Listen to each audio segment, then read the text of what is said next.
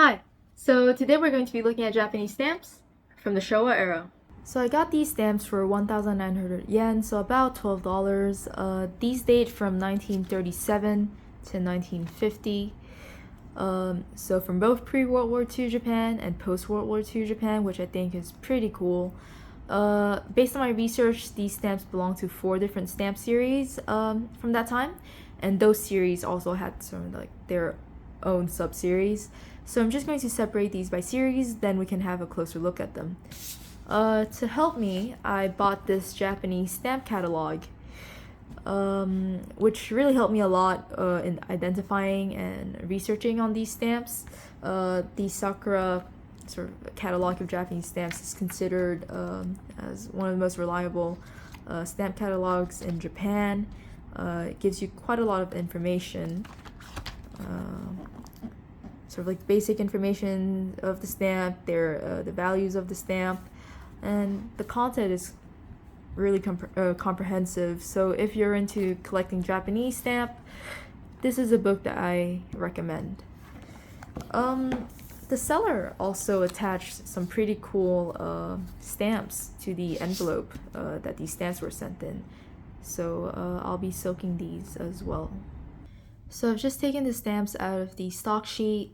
Some of them seem to be in pretty good condition, like this one here. Some other stamps look quite worn out, like this one. I mean, it definitely has seen better days. But from a first glance, it seems like we got quite a variety of stamps. We have some historical figures, I'm assuming, some landscape, some architecture. So yeah, I'm really excited to research more about these stamps. So I'll just start by separating these by series.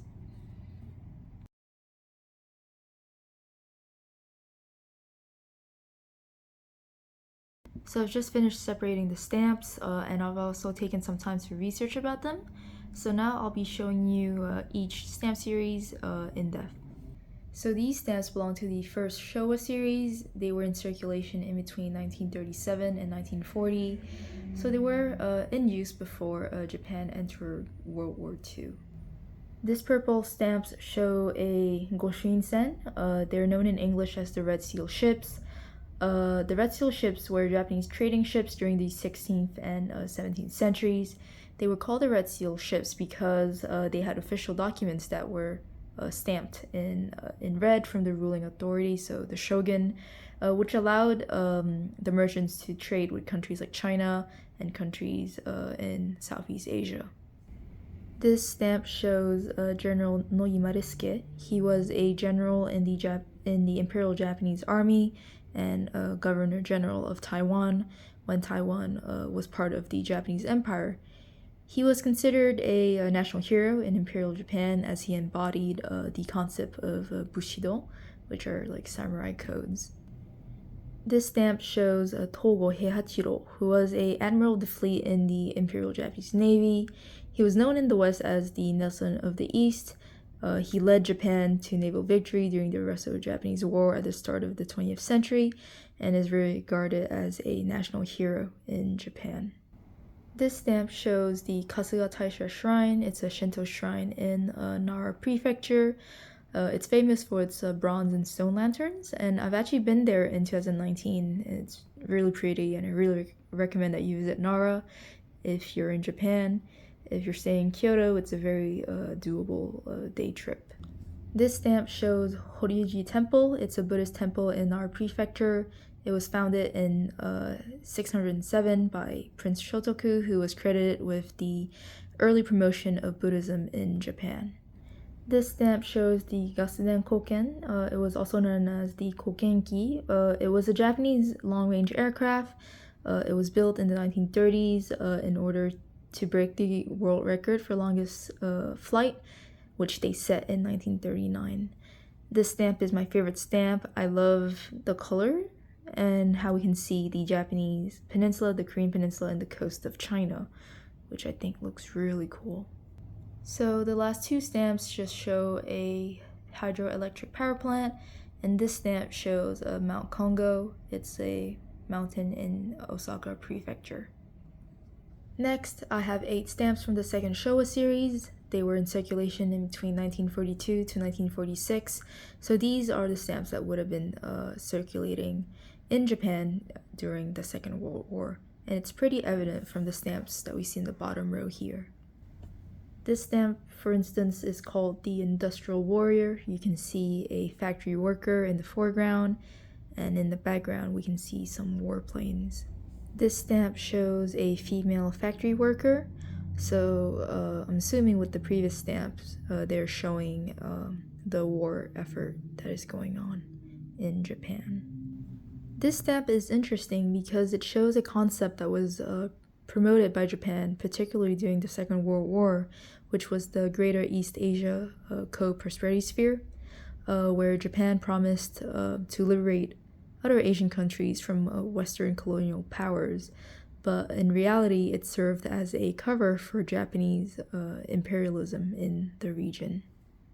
As for the rest of the stamps, we still have stamps of General Nogi and Admiral Togo. This stamp just shows a wooden ship being built. Next, we move on to the third Showa series. These stamps were in circulation from 1945 to 1946, so towards the end of the Second World War and a year after. What's interesting about these stamps compared to the previous Showa stamps is that the sides, as you can see, aren't perforated. This stamp is beautiful. You can see the rising sun in the background. This stamp shows Mount Fuji and cherry blossoms in the foreground. One thing I've noticed about all of these stamps are these gradient lines. Is that an artistic choice, or does it have something to do with the printers back then? If you know, please let me know in the comment section. This stamp shows Itsukushima Shrine. It's a Shinto shrine on Itsukushima Island in Hiroshima. It's known for its floating torii gate. And finally, our final stamp, it shows coal miners. The stamps here are the new Showa series, which were printed in between 1946 to 1948. This stamp shows Maejima Hisoka. He was a Japanese statesman, politician, and businessman during the Meiji period. He founded the Japanese Postal Service and is known in Japan as Yubin Seido no Chichi, which means father of the postal system. This stamp shows the famous Mount Fuji painting by Hokusai. This shows Horyuji's temple 5-storied pagoda. It's the temple that we've seen in the previous stamp. So these stamps are the second new Showa series. They were printed simultaneously as the previous series from 1946 to 1948. We see that the perforated edges have returned, and that the stamps seem to just be a reiteration of the previous series. But this one is a different version of Maejima Hisoka, who, as I mentioned previously, was the founder of the Japanese postal system. Sadly, I only have one stamp from the third new Showa series. They were printed only in 1948, and I think this one just looks really cool. There's a sort of retro vibe about it, which I really like. Next, we move on to a whole new series titled Vocational Series. They were printed between 1948 and 1949. So as the title goes, it shows different jobs. Here we have a farm woman.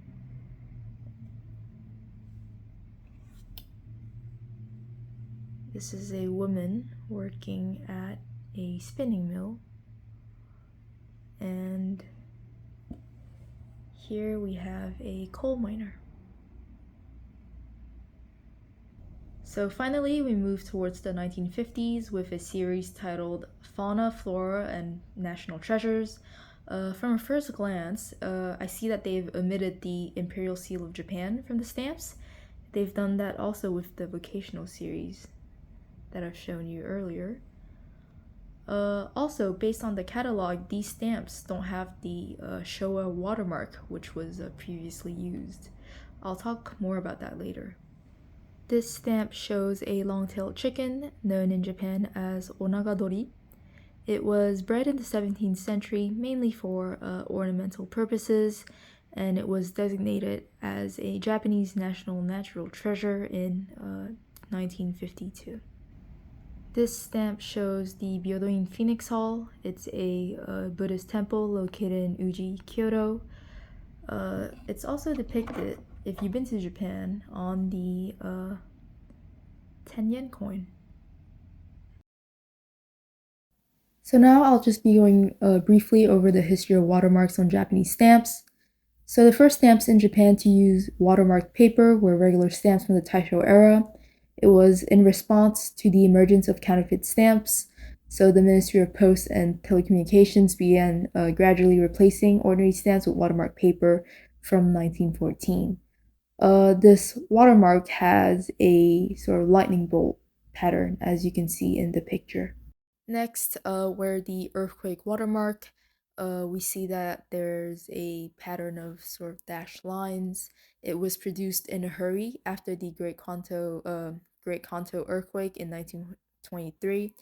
This is because after the earthquake, all the telephone lines were destroyed, and as a result, sort of communication methods were limited, and mail became the most important mean of communication. Because the Ministry of Communications was burned down and the printing bureau's factory was also destroyed, stamps were manufactured by private companies.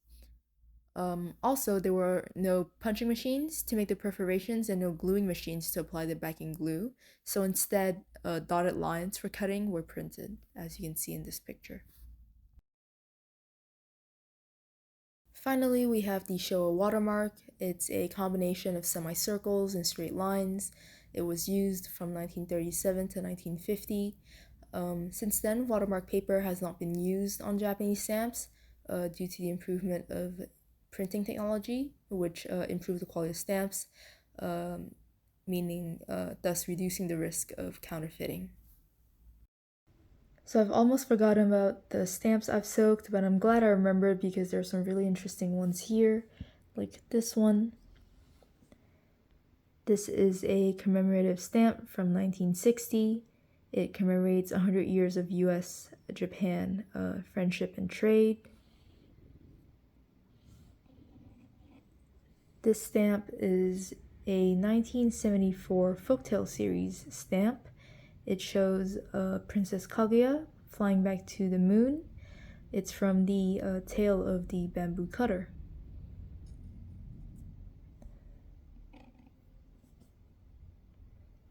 This 1985 stamp is a New Year stamp. It shows a bamboo craft of a Sakushu cow.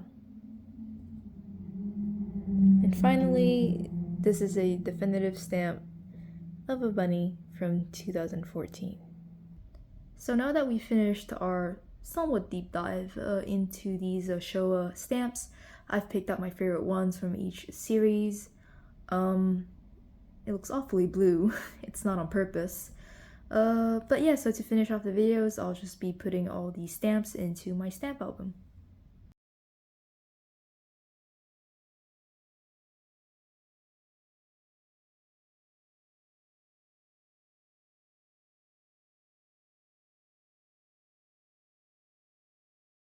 So I've had a lot of fun researching about these stamps. I've learned a lot about Japanese history and Japanese postal history. So I hope you liked the video as well and that you learned something new. Let me know in the comment section which stamps were your favorite. Also, I'd like to thank the 24 people that have subscribed to my channel in the past 2 weeks. It means a lot. It's a very motivating factor for me to continue making these videos.